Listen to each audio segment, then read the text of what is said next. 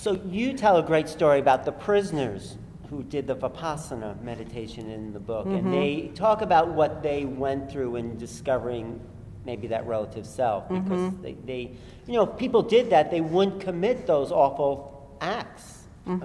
So what happened in that to those prisoners? In that particular story, or in several stories, different meditation groups go into prisons and they teach the prisoners. In this case, it was an intensive 10-day retreat. And often, people go through a lot. They go through tremendous guilt and remorse, and often a place where they can forgive themselves, not in a casual way, you know, or a glib way, but realizing that they are more than that act, than that particular act, and that as human beings, they too have the capacity for love and connection. And so it's both. It's like feeling the pain of what they've done and also realizing that they are not only that. And so that's been the experience of many teachers going in and being able to work with people in prison. So they transfer, because people are obviously angry and do these things because they project a false identification with the world that they have to then strike back at. Something like that, and also they themselves have a false sense of self. So that when they feel the anger becomes like an absolute thing they have to act on. They lose control of themselves, they become mad, and therefore they do things they wouldn't normally do. Even people will kill themselves out of anger. I'm sure. They will, they smash their head into something, or drive a car into a tree just out of sheer burst of anger. So that means that the anger takes a hold of an artificial handle kind of inside the person, where the person is out of relationship with everything else. Right. But which actually, there is no such thing, but the mind constructs that, you know. Well, that's where like it can make something out of nothing. With mindfulness, you start to observe. Okay, that's right. I'm not going to indulge. I'm going to. Okay, what's that I'm feeling? Right. Yeah, that's right. And if you maybe you don't identify it as anger at all. It's just sensation. It could be a sensation. A heat. It could be a sensation, and it also could be that you really go into the heart of it. You see, oh, look how much sadness there is in there. Look how much fear there is in there.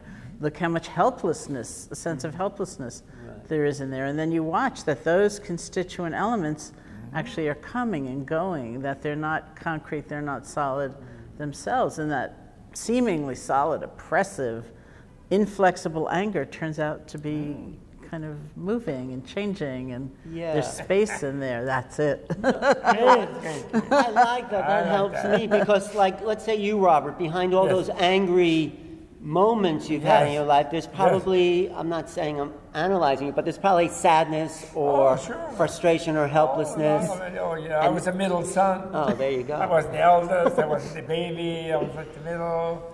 So I didn't get enough this and that attention, But now you're getting a lot of attention. What? Now you're getting a lot of attention. Well, it's not all good. No, it's not all good. Nice.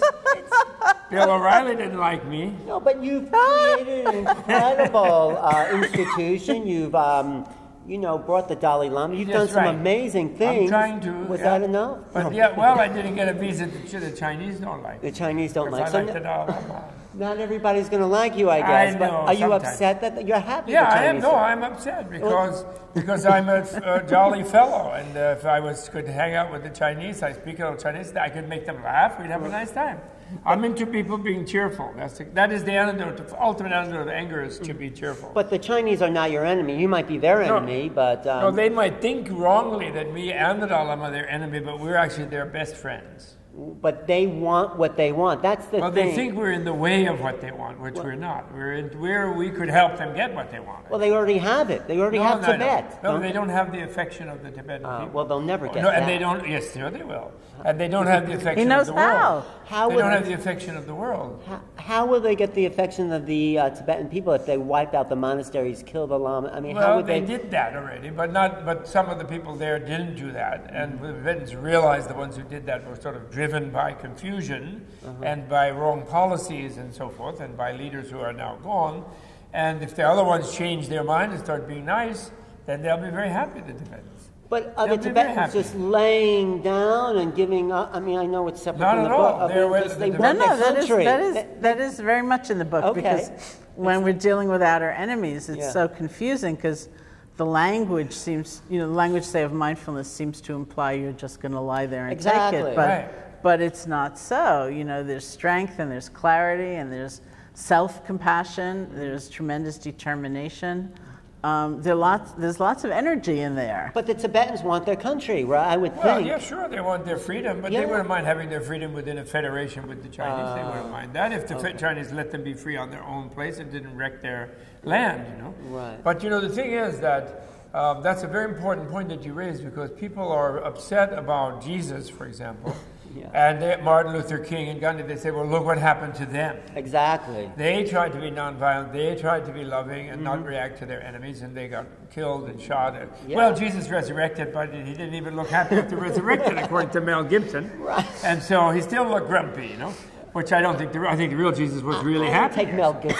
The real one was really happy. And so the point is that the key is to be cheerful, and to, by using mindfulness, know how your mind works and know when you're about to get angry. And before you get angry, be forceful with the enemy, even be nasty with the enemy in a humorous and cheerful way. But, prevent them from doing whatever harm that you can as forcefully as possible, if you can. And if you can't, evade them as rapidly as possible. But run away. Going back... But all happily. Everything should be done happily, never with anger. Right, but going back to the point of Shantideva, there is no enemy. If there's you, only you. Ultimately, there's no enemy to you, but even if you reach that point of enlightenment where there can't be an enemy to you, you see people being enemy to themselves. So then you still want to help them not be an enemy to themselves. So then you're aware that they think there's an enemy, and then you try to help them. So you write books called Love Your Enemies. Love your enemy. That's what we're doing here. That's what you do. That's what Jesus did, what Buddha did, and we're just following in their footsteps. Right. So is this really going to make it? I mean, these guys have been around 2,000, 2,500 years. Is this book, I mean, I know you hope it to make a difference, but how do you want it to make a difference? How do you, I mean, we haven't listened so far. But every little thing makes a difference. It's true, and it's not that nobody has listened, right? Right. Like any one of us here or, watching. Yes. Has some spark, right? We're inspired to step out of the conventional way, and aren't we? Well, that's why we're watching. That's why we're watching. That's why we're at Tibet House. Yeah. And I mean, personally, I've always loved the idea of tools, of a path. Okay. To have an idealistic aspiration is one thing, and to have a sense of, okay, right now in this crummy situation, facing this, whatever it is. Here's something I might do. I might try. I can stretch. I can move my mind from here to there. Okay, so let's say like you're like this woman, someone rejects you. I mean, and you feel rejection. Maybe, I mean, maybe that's a personal experience or something. But how do I? No, he's empathizing. I don't know if you heard the moan. He has a lovely wife, though. But one of her virtues is she can reject. She can when you're out of bounds, of course. And she has is very good at it. For example, I always tell the story of when I come back from some situation and I've lost my temper and I'm upset and I feel really bad, and I come back and say, what so and so did, and I'm like this, and then she will say to me, why don't you just shut up before we're both upset? And some people might think that was nasty to say, and even at first maybe I won't get more mad, but then I realized, why should we both get upset? It gives me a chance to make a choice, to leave the emotion out, and then later I might share it, and she might share, but, why dump my mood on her? Why should she absorb the mood? She's absolutely right. And that gives her a better chance to cheer me up. You're just dumping when you're getting angry. And sometimes we do, right? We want the other person to listen, and then we get all riled up with us, right? But that doesn't help us get less riled up. It doesn't. Well, venting helps. But no, venting does it really? Maybe it doesn't. What are some tools? What are some? That's one of them. Don't vent. Don't vent. No. Well, but you have. If you don't express something, maybe you have to punch a wall. Well, that's venting. Then you hurt your knuckles. I know, but what do you do with the stuff inside? No, I mean you do want the energy to move, right? You don't want to. Yeah, you don't want to hold it. You don't want to hold it. Yeah. So what is some? Keep it secret or anything like that. But breathing is a good tool. Okay. Let's just breathe. Thomas Jefferson said, count to 10. And if it's a really big thing you're angry about, count to 100. Thomas Jefferson, he was a mindfulness practitioner. He was. He was. But and I think there's something in being truthful. It's like, okay. say you've been rejected and you get really angry, but what is underneath the anger? What is underneath? Well, my mother did that, and then my sorry. boss, and then, it never ends. Well, but that's also a tunnel vision, isn't it? It's Right. like, if you think about the last time you were really angry at yourself, I don't know how long ago that might have been. 2 seconds. And then... for having admitted that on television. Okay. Did you hear that? But that's not also a time where we tend to think, I said that stupid thing this morning, but I did 5 good things too. It's like those 5 good things are wiped out, like they didn't exist. It's just this incredible tunnel vision bearing down on and collapsing into that stupid thing we said, as though that were all that we were. So that's partly why we want to breathe. It's like, okay. And you watch that and you open. Self-loathing. Yeah. So what is the best way to live in this world? Because we're going to attract people. Be in love with it. Okay. Love the world. Love everybody. The more you're in love with it, that means you want everyone else to be happy. Okay. And the more you want others to be happy, the happier you are. As the Dalai Lama likes to say, when you are compassionate with others and you're happy, meaning that you don't want them to suffer, and you're loving them, which means you want them to be happy, the first person that you make happy by doing that is yourself. So there's an enlightened self-interest component in it if you look at it psychologically. And that's one of the things we're really happy about, is that poor old Jesus and poor old Buddha told everybody to love their enemies. And yet everyone thinks, oh, that's okay for a saint, but it's so impractical, and the psychology says, oh, that's impossible, we got to just be human and everything. But we're trying to show from an ancient tradition and a modern tradition that that's practical advice, actually, that it really works and it's really there. And are you doing that? Right this minute. Isn't there a bit of swallowing the ego? Because the ego is what gets mad. Okay, you don't have to tell me. Of course. See, there's 2 ways of anger. Anger, one is where you just feel something's wrong and you want to correct it. It's an energy.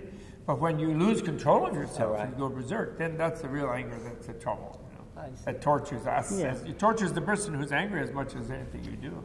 So what do you want to leave people with, and I'll ask you, with this book? Why?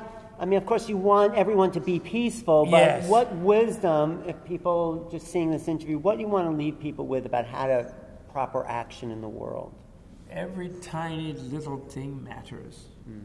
And so even if they're angry at Uncle Joe, who's like stupidly thinks that John Boner is a great guy and Obama's no good, then just be a little less angry with Uncle Joe. Try to crack a joke with him and find something humorous, And don't even, in other words, just a little bit you decrease the length or the extent or the degree of intensity in your angry rejection of somebody. Even that is a step forward. And that's a step forward for the world, don't underestimate, right, and don't underestimate any little shift in your own mind of the tiniest type as being a powerful thing in the world. Right. Don't accept the thing that you are not powerful as a person, which we're brainwashed by authorities. Right. Your vote doesn't count, what you think doesn't count, what you do doesn't count, so you don't count. Right. That's false. Everybody counts. Thank you. Infinitely. I appreciate that. I guess we count. What would you like? Tell people I what... applaud that. I like that. I like that too. Well, I'm going to go back to what I was saying earlier, that this is actually practical stuff. This isn't like wildly idealistic and cut off from how we live with the phone company or whatever pressures. Leave us with a practical example. I think it's just like that we can stop that kind of mad dash into habitual reaction. And remember what we really care about and what we're capable of. It's what Bob was saying. We're actually capable of so much more than we usually imagine. And if we can stop and use those tools to remember, then we're in touch with that and we can go on in a different way. That's great. I got something from that. Thank you. And I enjoyed the book, and it actually did help me look at myself and my stuff. And I'm not an angry person, and maybe get in touch with deeper feelings. So that's wonderful. Thank you. Thank you for this book. I've been talking to Robert Thurman, Sharon Salzberg. Love Your Enemies. I recommend it. Just out. Give your website. It's SharonSalzberg.com. And yours? BobThurman.com. And also, Tibet House is a beautiful institution in New York. I recommend it at 22 West 15th Street. I'm Alan Steinfeld for New Realities. Thanks for watching. You can email me at newrealities@earthlink.net. Check my website, newrealities.com.